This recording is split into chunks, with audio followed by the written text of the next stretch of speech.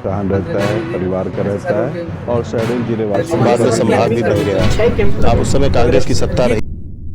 नमस्कार। आज हमारे बीच हैं सपाक्स के राष्ट्रीय अध्यक्ष हीरालाल त्रिवेदी जी, जो शहडोल में पूर्व में कमिश्नर भी रहे हैं। आज इनका शहडोल आगमन हुआ और इसी दौरान हमारी इनसे मुलाकात भी हुई और आज हम जानेंगे इनको लेकर, सपाक्स को लेकर भविष्य में क्या इनकी नीतियां हैं और भविष्य को लेकर क्या उद्देश्य हैं इनके, और हीरालाल त्रिवेदी जी के राजनीतिक भविष्य और इनको इनके संदर्भ में चर्चा करेंगे। आपका स्वागत है हमारे हाल हलचल की स्टूडियो में। नमस्कार। सामान्य पिछड़ा और अल्पसंख्यक नाम से एक संस्था आपने जो बनाई थी, पहले संस्था थी, बाद में वो राजनीतिक दल बन गया। देखिए, ये एक आंदोलन शुरू हुआ था दो कारणों से। 2002 में पदोन्नति में आरक्षण नियम बने। इन नियमों के द्वारा एससी एसटी वर्ग को out of the way promotion की व्यवस्था की गई और बाकी सामान्य और पिछड़े वर्ग को उससे सफर करना पड़ा। उनके कई जूनियर लोग सीनियर बनने लगे। उसके बाद में एक एट्रोसिटी एक्ट जो था, जिसमें यदि एससी एसटी पे कोई अत्याचार होता है तो या उनके खिलाफ कोई ऐसी गतिविधियां होती है जो उनको प्रताड़ित करता है, उनके विरुद्ध कार्रवाई होती थी।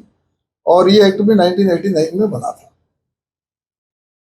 उस समय इस एक्ट में भी किसी ने विरोध नहीं किया और समाज का इसे समर्थन मिला इस अधिनियम को। लेकिन 2016 में इसमें भी मोदी गवर्नमेंट ने एक अमेंडमेंट करके और जितने सामान्य अपराध थे उनको भी जोड़ दिए, जिससे वो भी गैर जमानती हो गए और छोटी मोटी बातों में लोगों की जमानतें बंद हो गई। उदाहरण के तौर पे एक अधिकारी ने कर्मचारी को नोटिस दिया, उसने एट्रोसिटी एक्ट में केस रजिस्टर करा दिया, उस व्यक्ति की जमानत नहीं हुई। वो हाई कोर्ट गया, वहां भी नहीं हुई। अल्टीमेटली मामला सुप्रीम कोर्ट गया। ऐसे कई मामले गए तो सुप्रीम कोर्ट ने ये कहा था कि ऐसे मामलों में जिनमें जमानत के प्रावधान है, सादे प्रकरण है, आप पहले गिरफ्तारी के पहले जांच कर ली जाए कि सच्चाई क्या है, उसके बाद गिरफ्तारी की जाए। इसको लेके बड़ा एक मूवमेंट हुआ था और उस मूवमेंट के कारण अल्टीमेटली संसद ने उसको फिर से पलट दिया।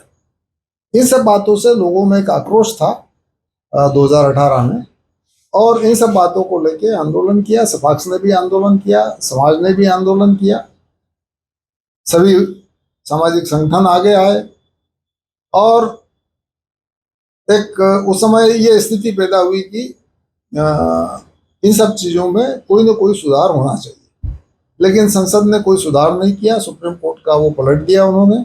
दूसरा, जो पदोन्नति में आरक्षण नियम में भी हाई कोर्ट ने जो फेवर में निर्णय दिया था, सुप्रीम कोर्ट ने उसमें भी को स्टेटस कर दिया। तो इसको लेके ये लगा कि ये लड़ाई एक्चुअली संसद में होना चाहिए, विधानसभा में होना चाहिए, तो कोई पॉलिटिकल विंग बनना चाहिए। इसीलिए आपने संस्था को राजनीतिक दल बना दिया। इसलिए फिर जो है लोगों ने इकट्ठा होके और ये सोचा कि एक पॉलिटिकल पार्टी बनाई जानी चाहिए और उसको लेके पॉलिटिकल पार्टी बनाई। इसका रजिस्ट्रेशन होने तक तो ये समझ लीजिए अब अगस्त में 18 में निर्णय हुआ और 5 नवंबर 2018 में पंजीयन हुआ, जबकि 2 नवंबर से नॉमिनेशन शुरू हो गए। बिल्कुल 5 दिन के अल्प समय में इस पार्टी ने अपने उम्मीदवार सिलेक्ट किए और 110 स्थानों पर चुनाव लड़ा। हालांकि जो प्रतिशत आया था वो तो 0.04% के आसपास मत मिले थे और लगभग जो 110 सीटों पे हमारा प्रतिशत लगभग 1.5% था और 230 पे यदि निकाला जाए तो 0.59% वोट मिले थे। लेकिन हमने 8 सीटें डायरेक्ट प्रभावित करी थी कि सपाक्स को जो वोट मिले, एक सीट पे हम सेकंड नंबर पे आए और 2-3 सीटों पे हम 7 सीटों पे हम थर्ड नंबर पे आए, करीब 40 सीटों पे हम फोर्थ नंबर पे आए। तो हमने इस गणित को यहाँ पे पूरा बदल दिया और इसके कारण यहाँ भाजपा सत्ता से बाहर हुई। सपाक्स जो है अपना राजनीतिक विरोधी किस पार्टी को मानती है? भाजपा, आपने जैसे कहा कि भाजपा बाहर चली गई और भाजपा ही सत्ता में थी, तब आपकी पार्टी का गठन हुआ। पहले एक संस्था थी, बाद में वो राजनीतिक दल बन गया। 21 नवंबर 2016 के आसपास की बात है जब ये राजनीतिक दल आपका बना। तो कांग्रेस की वो आप मुखालफत करते हैं कि भाजपा की करते हैं, किसको अपना प्रतिद्वंदी मानते हैं आप? देखिए, हम तो उन सभी राजनीतिक दलों की नीतियों का विरोध करते हैं जो इस देश को जाति और धर्म में बांटते हैं। अभी दोनों राजनीतिक दल, कमलनाथ जी की सरकार आई, 15 महीने रही, उसने भी क्या किया? यही किया।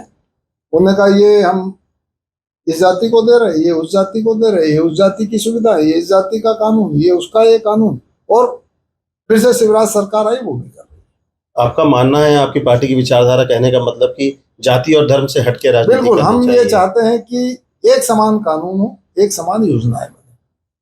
अभी जैसे वो बात कर रहे हैं, कॉमन सिविल कोड की बात कर रहे हैं कि एक समान होना चाहिए। हम कह रहे हैं सिविल कोड ही नहीं, हर कानून एक समान होना चाहिए, क्रिमिनल कानून भी एक समान होना चाहिए, सब पे समान रूप से, इस देश के नागरिक समान है, सब पे समान रूप से लागू होना चाहिए। तो हम समानता की बात करते हैं हर क्षेत्र में, वो पिक एंड चूज करते हैं कि कहाँ हम एक चीज बना दें, वो इसको फायदा हो जाए, इसको नुकसान हो जाए, इसको हम दबा दें, इस प्रकार की नीतियां अपनाए हुए हैं। और दोनों पार्टी एक ही थैली के चट्टे बट्टे हैं, एक नागनाथ है, एक सांपनाथ है। आप प्रशासनिक पद पर थे और उच्च पद पर थे, संभागायुक्त थे और बड़ा ही सम्मानजनक पद था, और फिर अचानक आपको कैसा लगा राजनीति में आने का, या क्या कारण था मूल? देखिए, पार्टी का हमारा गठन आपने मूल कर कारण लिया। यही था कि जब हमने ये देखा कि जब जनता विरोध कर रही है, आपने सितंबर 18 में आंदोलन हुआ, 6 सितंबर को भारत बंद हुआ, सब कुछ हुआ, लेकिन फिर भी आप एक वर्ग विशेष को संतुष्ट करने के लिए, संतुष्ट के वर्ड में यूज कर रहा हूँ, इसलिए नहीं कि वो वर्ग विशेष भी ऐसा चाहता है, उस वर्ग के पास भी आप जाएंगे तो वो कभी नहीं चाहते कि समाज में विद्वेष फैले। ऐसे नियम कानून आप लाइए कि समाज में आपस में फूट पड़े, ये वो वर्ग भी नहीं चाहता है। वो वर्ग भी सम्मानजनक स्थिति चाहता है, आरक्षण वो वर्ग चाहता है। हम आरक्षण के खिलाफ नहीं है, हमें हमारा ये कहना है कि आरक्षण आप दीजिए, 50% सीमा में दीजिए। दूसरा, आरक्षण आप गरीबों को दीजिए। आज हो ये रहा है कि आरक्षण से एक क्रीमी लेयर अलग पैदा हो गई है, बड़े अफसरों के बच्चे, बड़े नेताओं के बच्चे वही अच्छी नौकरियों में सिलेक्ट हो रहे हैं, अच्छी कोचिंग कर रहे हैं, शासन की सभी योजनाओं का लाभ वही ले रहे हैं, गरीबों को कोई लाभ नहीं मिल रहा है। जो निचला वर्ग है उसको निचला कहीं वर्ग भी है, लाभ नहीं मिल पा रहा है। आप सोचिए, मैं एक उदाहरण देता हूँ आपको। 75 साल से हमें आजादी के हो गए, यदि आरक्षण से हम मान लें कि इस वर्ग का 1% तबके को लाभ मिलता इन योजनाओं से, तो अभी तक 75 साल, 75वीं जयंती हम मना रहे हैं, 75 साल हो गए, तो 75% SC ST वर्ग को ऊपर उठ जाना चाहिए था और उनको ओपन कैटेगरी में आ जाना चाहिए। लेकिन सरकार ने केवल जातिवादी नीतियां कायम रखी कि जाति को आरक्षण दे रहे हैं वो, यदि इस वर्ग को हर साल 1% बाहर करते जाते उस परिवार को, तो वो जो गरीब आदिवासी है, गरीब SC वर्ग का है, उसको लाभ मिल जाता। आपको ये नहीं लगता कि आरक्षण का विरोध करते करते आपकी छवि एक ऐसे नेता के रूप में बनती जा रही है जो दलित और पिछड़े वर्ग के लोग हैं उनके खिलाफ खड़ा कर रहे हैं? बिल्कुल नहीं है, हम ये तो कह रहे हैं कि वो 75% यदि अलग हो जाते तो बाकी SC वर्ग को, दलित वर्ग को, आदिवासी वर्ग को उसका लाभ मिलता। हम उस गरीब वर्ग को लाभ दिलाना चाहते हैं आज भी, कि आप क्रीमी लेयर को अलग कर दीजिए। जिनको एक बार नौकरी मिल गई आप अलग कर दीजिए, आप नौकरी मिल गई, आप पदोन्नति में भी आपको आरक्षण चाहिए, आपको अगले पद के लिए कंपटीशन चाहिए करना है, उसमें भी आरक्षण चाहिए, किनारे करते हैं। और जो गरीब है बेचारा, जो गांव में खेती करता है, मजदूरी करता है, जिसके पास साधन नहीं है, उसको आप वैसा का वैसा गरीब रहने दे रहे हो। तो हमारा ये कहना है कि जिसको एक बार आपने योजनाओं का लाभ ले लिया, आप क्रीमी लेयर उनकी बना दीजिए, उनको ओपन कैटेगरी में जाने दीजिए, ताकि जो बचे हुए गरीब लोग हैं आर्थिक आधार पर उनको आरक्षण दीजिए, तो सबको लाभ मिलेगा। अगले कुछ महीनों में फिर चुनाव होने हैं, अक्टूबर में संभवतः सितंबर अक्टूबर में आचार संहिता लग जाएगी, नवंबर में संभवतः चुनाव दिसंबर में होंगे। हाँ, जब आप पहली बार आए थे और 2018 के चुनाव से पहले जब आए थे, उसमें काफी तेजी दिख रही थी, काफी आंदोलन भी हुए थे जब वो आरक्षण का हाईकोर्ट से ये सब चीजें हुई थी। उसके बाद के अभी जो पिछले 1-2 वर्ष देखे जाए, सपाक्स जो है तो एकदम शांत पड़ गई थी, अभी फिर उसमें एक वो दिख रहा है। आपका भी आना भी काफी समय बाद हुआ शहडोल। नहीं, शहडोल में हर साल आता हूँ, मेरा कोई साल बाकी नहीं गया या किसी क्षेत्र में नहीं गया हूँ। हम लोग अभी क्या है, एक्चुअली हर समाज की गतिविधियां अलग अलग है ना। जो भी इस क्षेत्र में काम करते हैं, कोई आरक्षण का विरोध करता है, कोई एट्रोसिटी एक्ट का करता है, किसी की अपनी सामाजिक चीजें हैं, वो हर समाज अपना अलग आंदोलन, करनी समाज अलग कर रही है, ब्राह्मण समाज अलग कर रहा है, परशुराम सेना अलग कर रही है ना, पिछड़ा वर्ग अपना अलग कर रहा है। तो हमारा उद्देश्य एक पॉलिटिकली है, हम पॉलिटिकल पार्टी हैं, तो हम पॉलिटिकल पार्टी की हैसियत से हमारा कैडर अब तैयार कर रहे हैं। उस समय एक सोशल मूवमेंट के रूप में आया था, पॉलिटिकल कैडर नहीं था उसको। अब हम अपना कैडर तैयार कर रहे हैं और अब हम पार्टियों के पदाधिकारी बना रहे हैं, हमारी टीम बना रहे हैं, हमारे लोग बना रहे हैं, और हम सर्वे कर रहे हैं कि हमारे लोग कहाँ से खड़े होना चाहिए, कहाँ से हमें सफलता मिलेगी, किसके जीतने की अब हम जीतने के लिए लड़ेंगे। पिछली बार हमने जीतने के लिए नहीं लड़े थे, हम एक मूवमेंट में लड़े थे।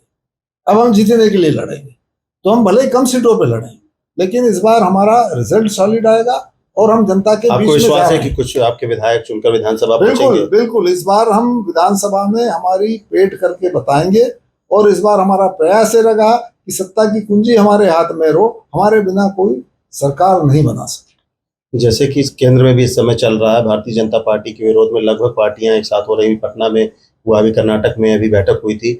मान लीजिए कि भविष्य में ऐसी संभावना बनती है तो किस पार्टी के साथ आप गठबंधन करेंगे? देखिए, हमारे लिए सभी पार्टियां बराबर हैं। सभी पार्टियां हमारे लिए, जो हमारे मुद्दों पे बात नहीं कर रही है, उन पार्टियों से हमें कोई लेना देना नहीं।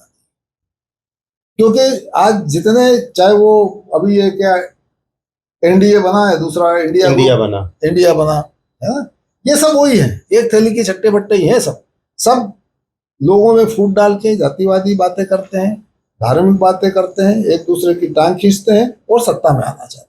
हमारा उद्देश्य सत्ता में आना नहीं है। हमारा उद्देश्य इस समाज में सामाजिक सद्भावनाएं कायम रखना है। हमारा उद्देश्य, देखिए आप, मैं बहुत छोटा उदाहरण देता हूँ। हम छोटी छोटी बातों में जाते हैं। अब मान लीजिए, अब इन्होंने हॉस्टल बना दिए, एससी का हॉस्टल है, ट्राइबल का हॉस्टल है, पिछड़े का हॉस्टल है, ये जनरल का हॉस्टल है। और उसमें बच्चे, आप देखिए कि हॉस्टल में प्राइमरी में जा रहा है, आश्रम में पढ़ रहा है, फिर वो हॉस्टल में जा रहा है, उन्हीं के अलग स्कूल हो गए, उन्हीं के पढ़ाने वाले हो गए। उस बच्चे में राष्ट्रीयता की भावना, सामाजिक समरसता की भावना आएगी कहाँ से? वो तो एक ही जाति में काम कर रहा है, एक ही जाति में पल बढ़ रहा है। हम जो 50% की लिमिट हर जगह लगाना चाहते हैं, वो यहाँ भी लगाना चाहते हैं। क्या 50% उस वर्ग, ट्राइबल का हॉस्टल है, एससी का 50% उस वर्ग को दीजिए, वो 50% आप ओपन कर दीजिए, पिछड़ा वर्ग या सामान्य वर्ग या किसी भी धर्म वाला उसमें आए। तो जब साथ में शिक्षा ग्रहण करेंगे उस हॉस्टल में, वो साथ में रहेंगे, तो उसमें सामाजिक समरसता आएगी, जातिवादी भावना टूटेगी और जातिवादी संकीर्णता जो आ रही है वो खत्म होगी।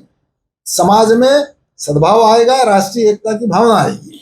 लगभग कितनी सीटों पर चुनाव लड़ने की आपकी तैयारी है? अभी हमारी तैयारी, अभी लगभग 25 सीटें लगभग ऐसी हम आइडेंटिफाई हुई है जहाँ पे हमारे लोग तैयारी कर रहे हैं। और अभी हमने 10-12 जगह पे ऐसे लोग आइडेंटिफाई किए हैं जो इस चुनाव में मैदान में उतरने और जीतने की क्षमता रखते हैं। 25 सीटें मतलब माना जाए तो लगभग 10 से 15%। बिल्कुल, हम सोच रहे हैं कि 10। बाकी जगहों पर भी आपके जिलाध्यक्ष हैं और आपकी पार्टी से जुड़े हुए लोग हैं, वो क्या करेंगे उस चुनाव के दौरान? नहीं, हमारा ये है कि हम एक जिले में या एक समूह में 1 या 2 सीटें जो हम जीत सकते हैं उसको हम सिलेक्ट करेंगे और पूरी जोर वहां पे लगाएंगे। मान लो जैसे शहडोल है, लेकिन शहडोल में हम आपके जिलाध्यक्ष तो रहेंगे वहां पर और पार्टी के पदाधिकारी हैं, वो उसी सीट पे जाके जोर लगाएंगे जहाँ पे हम करना चाह रहे हैं। बाकी को खुला छोड़ दिया जाएगा? बाकी वो खुला छोड़ेंगे। जो वहां हम ये देखेंगे कि उस एरिया में हमारी जो कैंडिडेट हमारी विचारधारा का हो सकता है या हमारी विचारधारा को सपोर्ट करने वाला है, दूसरी पार्टी में भी हमारी विचारधारा सपोर्ट करने वाले लोग हैं, तो कैंडिडेट वाइज हम उसको समर्थन करें। आप राष्ट्रीय अध्यक्ष हैं सपाक्स के, यहाँ प्रदेश में भी आपने सुरेश जी को कमान सौंपी हुई है। अन्य कहाँ, किन किन प्रदेशों में आपकी? देखिए, हमारा वजूद तो लगभग 10 राज्यों में हो गया है। हर राज्य में हमारी यूनिट है। उदाहरण के तौर पे बिहार में हमारी यूनिट है। पिछले बिहार विधानसभा में हमारे 4 कैंडिडेट वहाँ खड़े हुए थे, अच्छी पोजीशन उनको मिली थी। दिल्ली में हमारी यूनिट है, हरियाणा में हमारी यूनिट है, यूपी में हमारी यूनिट है। यूपी में भी अभी हमने एक 2-3 पार्टियों के कोलाब्रेशन से 2-3 जगह उम्मीदवार खड़े किए थे। और गुजरात में भी अभी हमने एक सीट पे लड़ा था, वहाँ भी हमारी यूनिट है। राजस्थान में अच्छी यूनिट है हमारी। तो अभी हम सब जगह, लेकिन हमारा फोकस मध्य प्रदेश है। फोकस मध्य प्रदेश, क्योंकि इस पार्टी का जन्म इस प्रदेश में हुआ है और यहाँ पे इसको समर्थन करें या ना करें, इसका विरोध करें या ना करें, लेकिन जनता, यहाँ की अधिकांश जनता इस पार्टी को जानती है। आपने जैसा कि कहा कि 25 से 30 सीटों पर फोकस रहेगा और यही सीटें जो है किंग मेकर की भूमिका निभा सकती है। मान लीजिए कि 100 सीटें दोनों पार्टियों की आ जाती हैं और 30 आपकी आ जाती हैं, तो आप किस तरफ जाएंगे, कांग्रेस या भाजपा? जो हमारे सिद्धांतों पे अधिकतम एग्री होगा। आपको क्या लगता है कि किससे आपकी विचारधारा, वर्तमान की बात करें तो? नहीं, वर्तमान में तो देखिए, हमने अभी 2-3 चीजें में सपोर्ट किया है। उदाहरण के तौर पे इन्होंने कश्मीर में धारा 370 खत्म किया, उसका हमने सपोर्ट किया था, क्योंकि हमारा पहला एजेंडा था कि एक देश एक झंडा एक समान कानून होना चाहिए। तो वहां पे इन्होंने वैसा किया, हमने सपोर्ट किया। अब ये कॉमन सिविल कोड ला रहे हैं, हम सपोर्ट कर रहे हैं उस मुद्दे को, क्योंकि हम चाहते हैं कि सभी कानून समान हो। तो चलो कम से कम एक कानून तो समान आ रहा है ना। तो हम, लेकिन हम उनसे ये कह रहे हैं कि सभी कानून समान हो। तो जब हमारा ऐसी स्थिति बनी तो हम बैठ के ये बात करेंगे पहले कि हमारे सिद्धांतों में अधिकतम लागू करने के लिए कौन तैयार है। जो तैयार होगा हम उसके साथ। ये बड़े फैसले तो केंद्र सरकार को करने हैं और केंद्र में तो भाजपा ही बैठी हुई है। नहीं, स्टेट के बहुत से फैसले, जैसे अभी स्टेट में पदोन्नति में आरक्षण 2002 को अवैध घोषित कर दिया हाई कोर्ट ने 2016 में। शिवराज जी ने कहा कि कोई भी माई का लाल पदोन्नति में आरक्षण खत्म नहीं कर सकता, और वो चले गए सुप्रीम कोर्ट। भाई आपके लिए तो ये वर्ग भी बराबर था, ये भी बराबर था, बिल्कुल दोनों वर्ग जाते हैं कि भाई आप दोनों जाइए, जो सुप्रीम कोर्ट कह देगा हम करिए। आपको बीच में एक वर्ग को सपोर्ट करने की क्या जरूरत थी? लेकिन उन्होंने एक वर्ग को सपोर्ट किया। उनके लिए इन्होंने अभी तक वकीलों के लिए 4 करोड़ रुपए खर्च कर चुके हैं उसके, और दूसरा वर्ग सामान्य और पिछड़ा वर्ग चंदा कर करके लड़ रहा है उस केस में। और सुप्रीम कोर्ट ने केवल को स्टेटस किया है। को स्टेटस का मतलब है जो स्थिति वो बनी रहे। जिन लोगों को आपने प्रमोशन दे दिया है उनको आप डिमोट मत करिए हाई कोर्ट के देने से, तो मत करिए। हम भी कह रहे हैं कि उन लोगों को एक बार प्रमोशन हो गया, भूल जाइए। भविष्य में हम को स्टेटस से भी राजी हैं। आप भले उनको कह दीजिए कि आप चलो एक बार प्रमोट हो गए, कैसे भी वो लीगल हुए हो इलीगल हुए हो, यथावत रखिए उनको। लेकिन अब आप जो है बाकी लोगों की कॉमन सूची बना के प्रमोट करिए, जो वर्ग में प्रमोट होता हो। तो जो बच गए 2002 से जो सफर कर रहे हैं, 20 साल हो गए उनको सफर करते हुए, उनका भी प्रमोशन हो जाए। आगामी विधानसभा चुनाव में केवल इस मुद्दे को भी हम रखेंगे। हम तो ये कह रहे हैं कि यदि सपाक्स पार्टी किसी भी दोनों पार्टियों के साथ समझौता करना पड़ा तो हम ये कहेंगे कि पहला निर्णय आप ये लीजिए कि पदोन्नति सिस्टम ही खत्म कर दो आप इस प्रदेश में। हम कह रहे हैं आप क्रमोन्नति सिस्टम ले आइए कि 6 साल हुए आपको ये पद और ये हम देंगे, जैसे राज्य पुलिस सेवा में होता है, राज्य प्रशासनिक सेवा में होता है, IAS में होता है। क्रमोन्नति सिस्टम है, एक निश्चित अवधि हुई हम नया पद दे देंगे आपको, पद के हिसाब से नया वेतनमान दे देंगे, कोई लफड़ा ही नहीं पदोन्नति का। आरक्षण और ये जो मुख्य चीजें आप बता रहे हैं, केवल यही हम आपके मैनिफेस्टो में रहेंगे कि और भी मैनिफेस्टो में आप क्या रहेंगे इस बात का? हम जैसे ये फ्री के बांटने के बिल्कुल विरोधी हैं। भाई मध्यम वर्ग के लिए आप कुछ नहीं कर रहे। मध्यम वर्ग आज हमारे प्रदेश में, लाडली लक्ष्मी योजना तो सब वर्गों के लिए है। नहीं, लाडली लक्ष्मी योजना लेकिन आप फोकट में दे रहे हो ना, फ्री में बांट रहे हो। पैसा किससे ले रहे हो? मध्यम वर्ग से ही तो ले रहे हो आप। एक जेब से ले रहे हो, दूसरी जेब में आप दे रहे हो। सपाक्स ने इसका विरोध किया। बिल्कुल हम विरोध कर रहे हैं। हमारा ये कहना है कि आप इसके बजाय रोजगार दीजिए। हर प्राथमिक स्कूलों में सहायिका नहीं है सफाई करने के लिए, बच्चे सफाई करते हैं, पानी लाने के लिए कोई नहीं।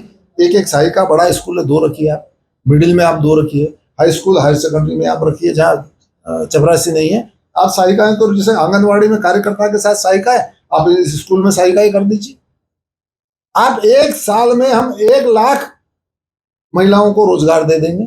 इसके अलावा बहुत से ऐसी जगह हैं जहाँ पे आप रोजगार मूलक काम करा सकते हैं उनसे, उनको काम भी करने का मौका मिलेगा, उनकी इनकम भी बढ़ेगी। यहाँ तो पैसा आया फ्री का खर्च कर देंगे आपकी जेब से, मतलब उससे विकास रुक जाएगा प्रदेश का। दोनों ही राजनीतिक दल तो यही कर रहे हैं। उसने 1000 कहा तो कांग्रेस ने 1500 कर दिया, तो शिवराज ने कहा कि चुनाव जीत कर आएंगे तो 3000 कर देंगे। चुनाव अगर भाजपा जीत के आती है और बाकी चीजों पे आपकी बातें मानती है तो फिर आपके 3000 सरकार में शामिल होते हैं तो क्या करेंगे? बिल्कुल नहीं होने देंगे हम 3000 रुपये। हम तो कहेंगे कि आप इसके बजाय इनको रोजगार दीजिए। 3 नहीं, हम कहेंगे हम 6000 रुपया महीना देंगे।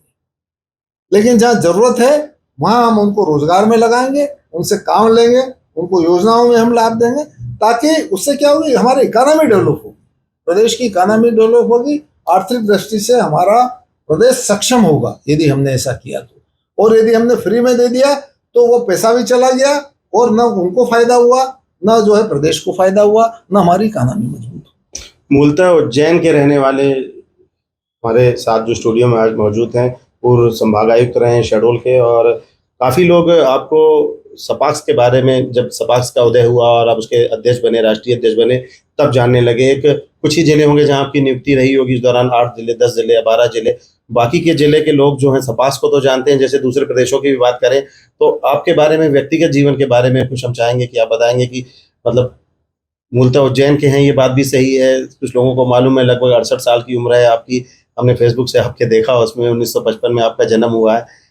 तो इसमें कैसे आए आप, फिर झुकाव राजनीति की तरफ हुआ वो तो आपने बता दिया, अपने संदर्भ में कुछ जानकारी।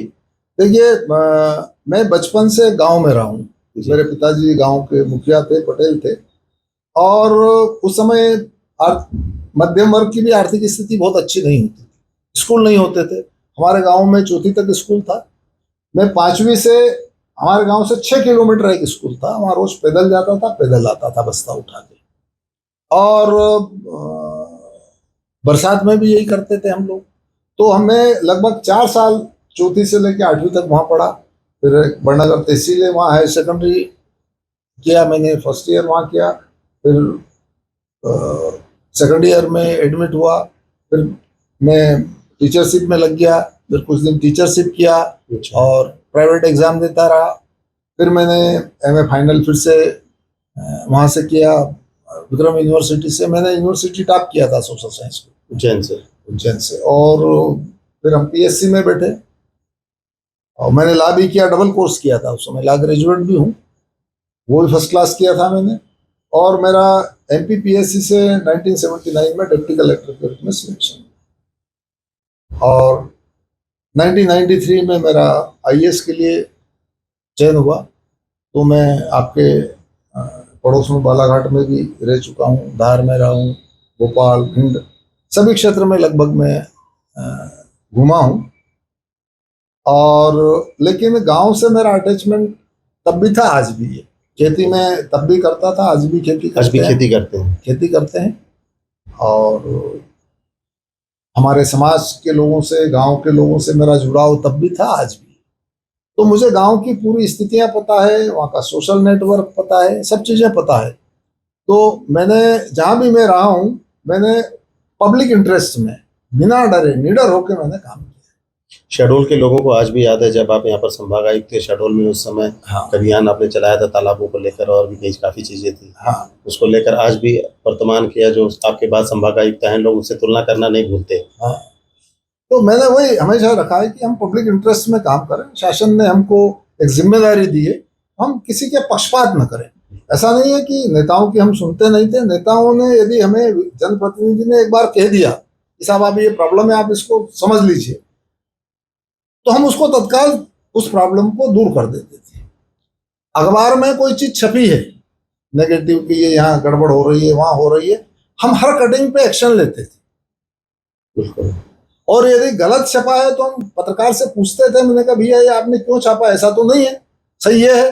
तो मैंने देखा है पत्रकार भी उस हमारे खंडन को छापते थे स्पष्ट रूप से कि गलत है। तो आप सही काम करेंगे, सही चीजें सबके सामने रखेंगे, तो नेता का भी आपका विरोध नहीं। मेरा कभी किसी पार्टी में, कांग्रेस का हो या बीजेपी का हो, व्यक्तिगत रूप से मेरा किसी ने विरोध नहीं किया कि कोई मेरे खिलाफ बहुत बोल रहा हो या कोई विरोध कर रहा हो, ऐसा नहीं हुआ। और हम किसी से डर दब के, किसी भी पॉलिटिकल पार्टी के किसी भी व्यक्ति से हमने डर दब के, उसके दबाव में कोई काम नहीं किया। तो हमारे साथ थे पूर्व संभागायुक्त और वर्तमान में सपाक्स के राष्ट्रीय अध्यक्ष हीरालाल त्रिवेदी जी, और इनसे काफ़ी चर्चा हुई इस संदर्भ में, और हमने सपाक्स के उद्देश्यों को भी और भविष्य की रणनीति को लेकर भी चर्चा की। तो हमारी आशाएं हैं कि हमारा, आप शुभकामनाएं भी हैं कि सपाक्स जो है, जो अपने उद्देश्यों पर सफल रहेगी आने वाले चुनावों में। भले ही सत्ता में भागीदारी न निभाए, लेकिन लोगों का हक जो है उन्हें जरूर दिलाएगी। इन्हीं शुभकामनाओं के साथ इस कार्यक्रम को हम यहीं समाप्त करते हैं। अगले कार्यक्रम में फिर नई शख्सियत के साथ हम फिर उपस्थित होंगे। तब तक के लिए इजाजत दीजिए। नमस्कार। नमस्कार।